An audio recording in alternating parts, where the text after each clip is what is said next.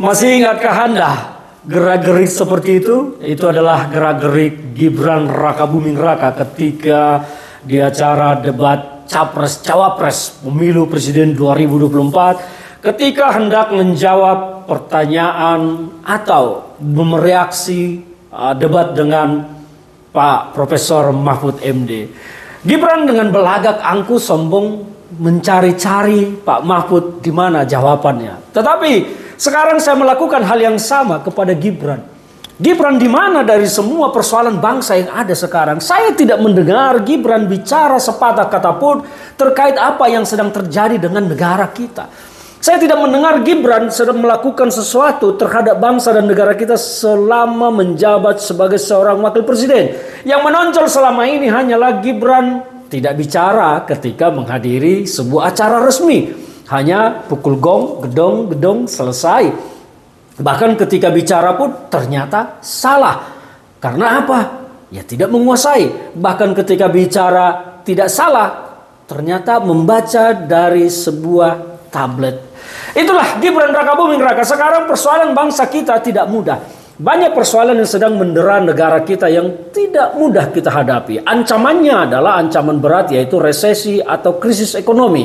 Saya tidak melihat Gibran melakukan sesuatu atau memberikan respon, mereaksi atas apa yang terjadi sekarang di negara kita. Saya bahkan mencari-cari Gibran, ternyata hanya sibuk turun bagi-bagi skincare, bagi-bagi susu, bagi-bagi es.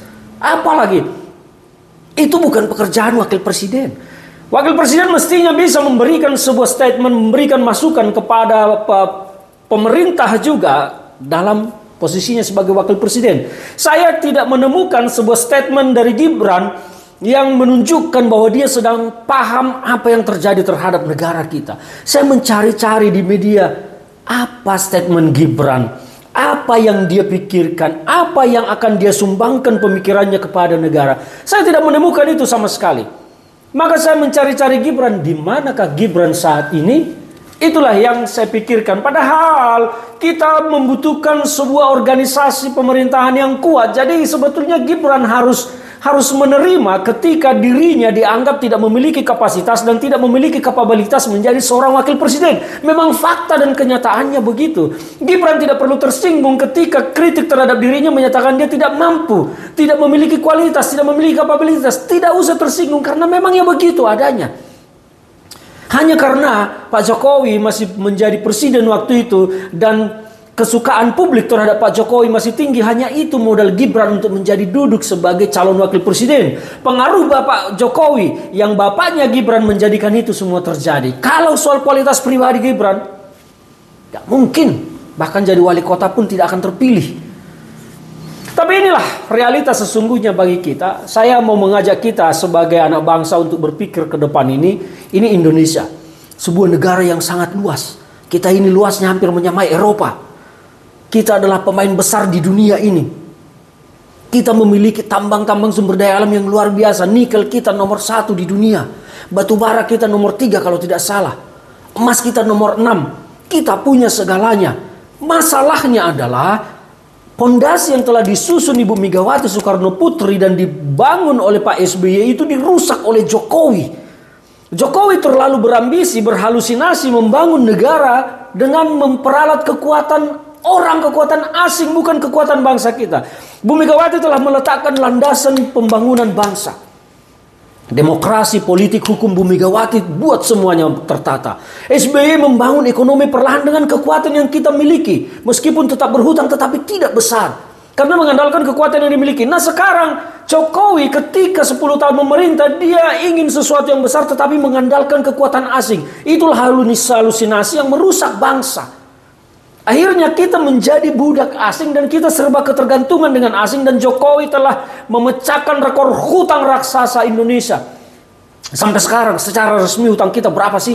8.000, 9.000, 10 triliun. Berapa sih kenyataannya? Termasuk hutang BUMN segala macam.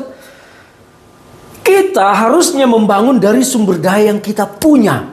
Kekuatan kita yang utama itulah yang kita pakai untuk membangun Indonesia. Dengan kemampuan kita maka kita akan berdaulat. Percuma kita punya gedung tinggi tapi punya orang untuk apa? Kita harus punya Pilihan utama membangun Indonesia dengan kemampuan kita. Pilihan kedua membangun Indonesia dengan mengharapkan investor. Jokowi menjerumuskan kita berharap kepada investor semua membangun Indonesia. Inilah kesalahan paling fatal. Nah sekarang, apakah kita masih akan meneruskan itu ke Gibran? Sudahlah. Saya berharap Mas Gibran, cobalah sekali tampil bicara agak intelektual ke publik. Sebagai seorang pejabat negara, wakil presiden, coba lempaskan gagasan-gagasan original Gibran ke publik ini tentang Indonesia, tentang politik, tentang demokrasi, tentang hukum, tentang ekonomi. Gagasan orisinil, jangan menjiplak orang.